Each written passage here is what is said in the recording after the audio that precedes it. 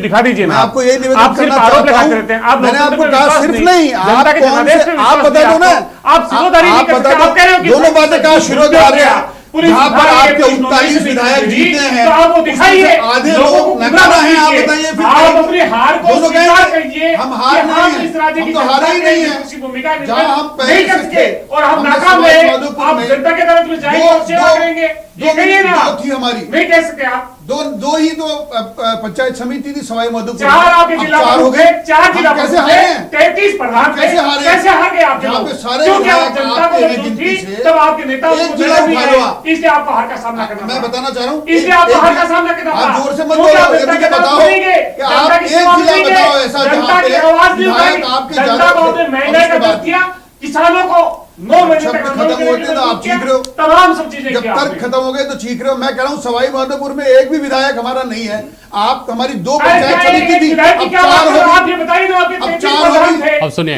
33 प्रधान सुनिए चौधरी साहब सुनिए, 2 से 4 हो गए। एक मिनट प्रकाश भंडारी जी, ठीक है, ये बहस तो अनंत हो सकती है। अब मेरा सवाल ये है प्रकाश भंडारी साहब कि इन चुनावों के जो पार्टी की अंदरूनी राजनीति है, दोनों ही पार्टियों की बात कर रहे हैं हम, उनके हिसाब से क्या सिग्निफिकेंस है ऐसे कि कांग्रेस में बार बार इस बात को खारिज किया जाता रहा है कि किसी तरह की कोई गुटबाजी नहीं है।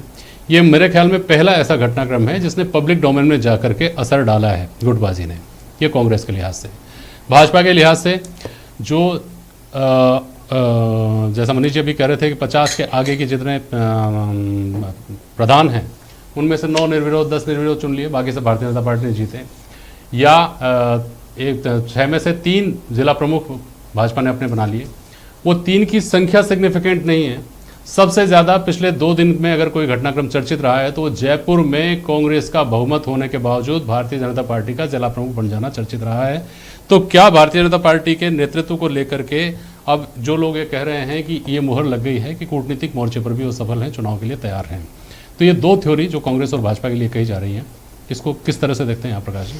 देखिए, ये जो पंचायत के चुनाव है वो मैं इससे तो ये गांव का चुनाव है, और ये आने वाले जो 2 वर्ष बाद, 2.25 वर्ष बाद जो चुनाव होने वाले विधानसभा के, उसमें आज के परिणाम कहीं ना कहीं किसी न किसी रूप में ज़रूर सामने दिखेंगे, क्योंकि जो अब के चुनाव हैं ये अगले चुनाव की तैयारी का एक समझिए ड्रेस रिहर्सल है, और ये पूर्वाभ्यास समझ जाए। इन सारी चीज़ों में देखें तो आप देखिए भाजपा है, कांग्रेस है, जो इनकी जो अंदरूनी है राजनीति, वो अंदरूनी राजनीति, अंदरूनी फूट जो है और जो बिखराव है, जो भी समझे आप, वो पहले भी था और आज भी है और शायद कल भी रहेगा। लेकिन इन सब के बावजूद जो है अभी जो मैंने देखा है वो 3-4 के चुनाव हो चुके हैं, अभी हाड़ौती क्षेत्र के चुनाव बाकी हैं। अब तक जो आभास आया है उसमें यह है कि सत्ता में रहकर भी कांग्रेस को वो सफलता हासिल नहीं हो पाई जिसकी उसे उम्मीद करनी चाहिए थी, या उसके कार्यकर्ताओं से।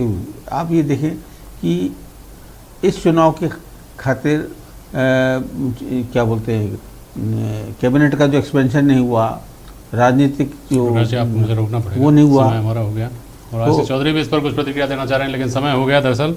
लेकिन इस सबके अलावा मुझे लगता है, जहाँ से मैंने शुरुआत की थी, कि अभी बहुत सारे फैक्टर्स ऐसे हैं जो फिलहाल बहुत छोटे दिखते हैं, लेकिन 2 साल में वो क्या आकार ले लेंगे। जब चुनाव में हम जा रहे होंगे आज से 2 साल बाद, उस वक्त तक उन मुद्दों की, उन इश्यूज़ की, उन तथ्यों की, उस तरह की घटनाओं की क्या स्वरूप होगा, क्या आकृति होगी, काफ़ी कुछ अभी तक बाकी है। बहुत शुक्रिया आप सभी का आज प्राइम डिबेट में शामिल होने के लिए। आज के लिए बस इतना ही, नमस्कार।